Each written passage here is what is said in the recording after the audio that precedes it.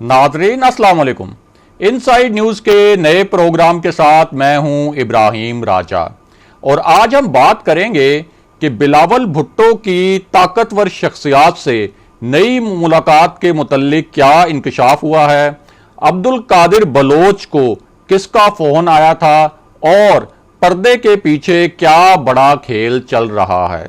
अगर आप इस खबर की तफसील जानना चाहते हैं और आने वाले दिनों में भी अहम मामलात से आगाह रहना चाहते हैं तो हमारे चैनल को सब्सक्राइब कीजिए। और अब बात करते हैं आज के मौजू पर, यानी बिलावल भुट्टो की ताकतवर शख्सियात से नई मुलाकात का मामला क्या है और अब्दुल कादिर बलोच को किसका फोन आया।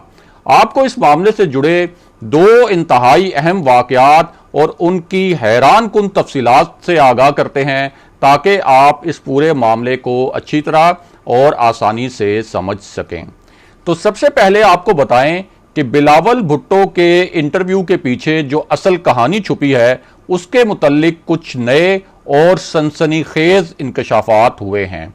ये वो इंटरव्यू था जिसमें बिलावल भुट्टो ने कहा था कि जब मियां नवाज शरीफ ने गुजरांवाला जलसे में army chief general Qamar Javed Bajwa और DGISI जनरल फैज हमीद के नाम लिए तो उन्हें इस पर धचका लगा।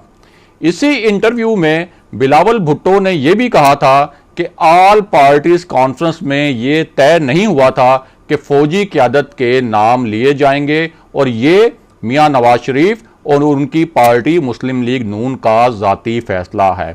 यानी फौजी क़यादत पर इल्ज़ामात के हवाले से पीपल्स पार्टी की पॉलिसी मुस्लिम लीग नून से मुख्तलिफ है।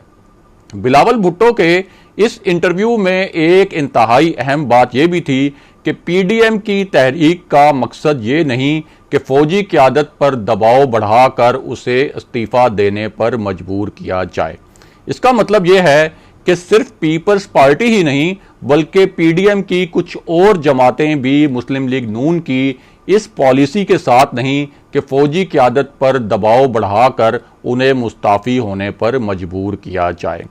बिलावल भुट्टो ने असल में ये इंटरव्यू क्यों दिया, इसके मुतल्लिक जो सनसनीखेज इंकशाफात हुए हैं उसकी पूरी तफसीलात भी आपको बताएंगे। लेकिन पहले आपको इसी मामले से जुड़े चंद नए हकायक और ताज़ा इंकशाफात से आगाह करते हैं ताकि आप इस पूरे मामले का जो एक ख़ास किस्म का बैकग्राउंड है और इसका जो एक ख़ास किस्म का स्याको सबाक है उस स्याको सबाक को भी अच्छी तरह जान सकें। तो सबसे पहले आपको आगाह करें कि अब्दुल कादिर बलोच और सनाउल्लाह ज़हरी के बाद मुस्लिम लीग नून को दो और बहुत बड़े झटके लगने वाले हैं। अब्दुल कादिर बलोच और सनाउल्लाह ज़हरी तो पहले ही नून लीग से अलहदगी का ऐलान कर चुके हैं। अब्दुल कादिर बलोच ने इल्ज़ाम लगाया कि मियां नवाज शरीफ फौजी अफसरान और सिपाहियों को फौजी क़यादत के खिलाफ बगावत पर उकसा रहे हैं और असल में इसका मकसद फौज के अंदर बगावत का बीज बोना है। उन्होंने ये सवाल भी उठाया कि जनरल बाजवा को मियां नवाज शरीफ ने खुद अपनी मर्जी से आर्मी चीफ बनाया था और अब वो फौजी अफसरान और सिपाहियों को उन्हीं के खिलाफ बगावत पर उकसा रहे हैं।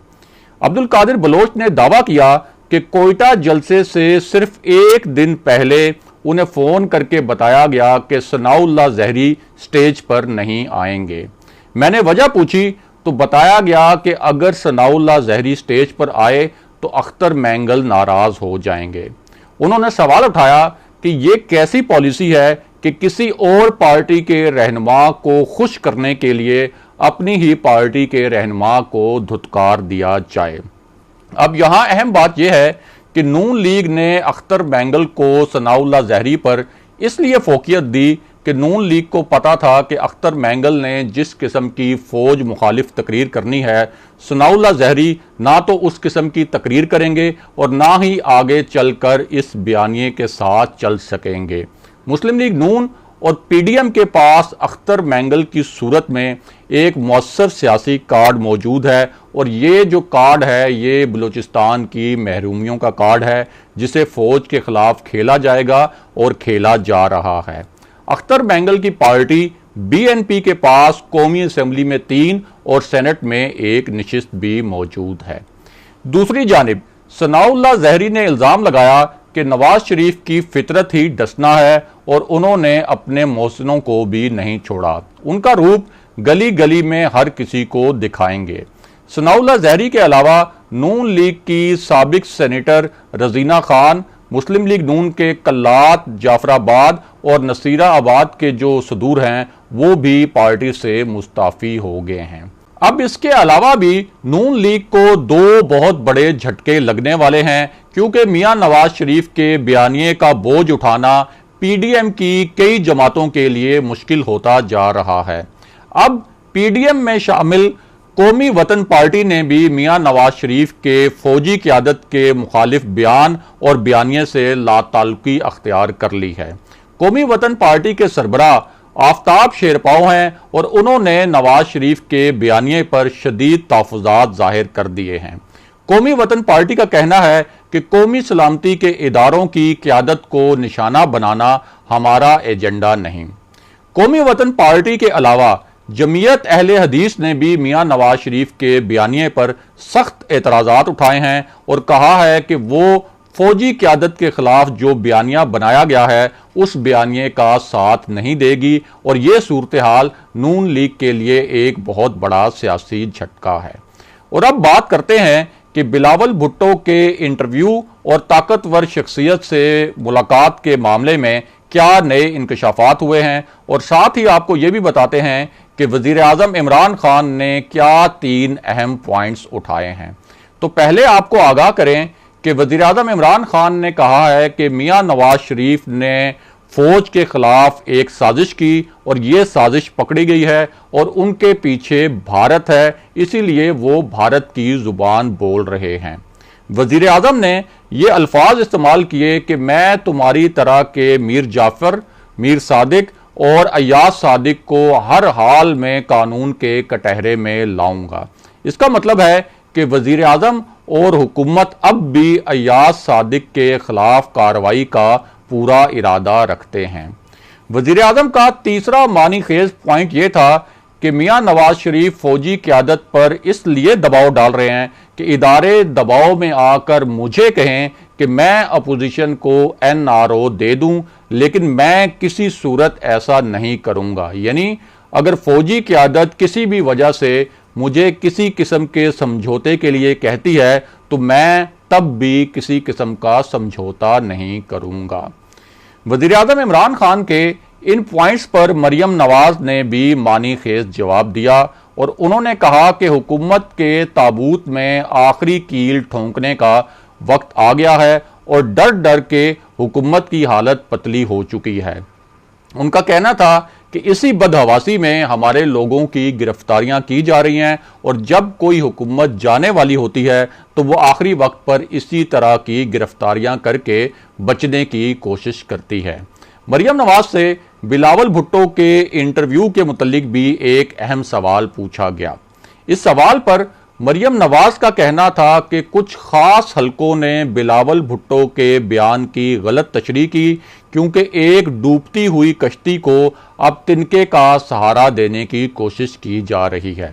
उन्होंने कहा कि मुस्लिम लीग नून और पीपल्स पार्टी जानते हैं कि पीडीएम को तोड़ने की कोशिश और साजिश कौन कर रहा है। और अब बात करते हैं बिलावल भुट्टो की ताकतवर शख्सियात से मुलाकात के मामले पर और आपको बताते हैं कि बिलावल भुट्टो के इंटरव्यू के मुतल्लिक क्या नए इंकशाफात हुए हैं। तो आपको आगाह करें कि बिलावल भुट्टो की army chief general Qamar Javed Bajwa और DGISI जनरल फैज हमीद से एक मुलाकात ऑल पार्टीज कॉन्फ्रेंस से पहले हुई थी। इस मुलाकात में बिलावल भुट्टो ने DGISI की जानिब इशारा करते हुए कहा था कि उन्हें जनरल फैज हमीद से गारंटी चाहिए कि गिलगित बल्तिस्तान में इलेक्शन शफाफ होंगे। ये वो मुलाकात थी जिसमें शहबाज शरीफ भी शरीक थे। इस मुलाकात के चंद दिन बाद ऑल पार्टीज कॉन्फ्रेंस हुई थी, जिसमें पीडीएम बनाने और हुकूमत मुखालिफ और इस्टेब्लिशमेंट मुखालिफ तहरीक चलाने का फैसला किया गया था।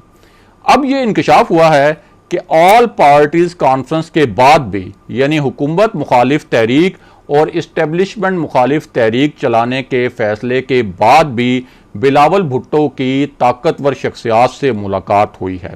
जाहिर है कि इस मुलाकात में मौजूदा सियासी सूरत हाल और पीडीएम की तहरीक पर ही बात हुई होगी और इस मुलाकात के बाद भी ताकतवर हलकों और बिलावल भुट्टो के दरमियान राब्ते कायम हैं।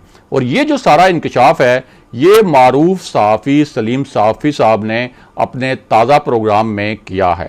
अब बिलावल भुट्टो ने इस इंटरव्यू में मियां नवाज शरीफ के मुतल्लिक जो नुकात उठाए उनका पस मंज़र भी यही अहम मुलाकातें हैं।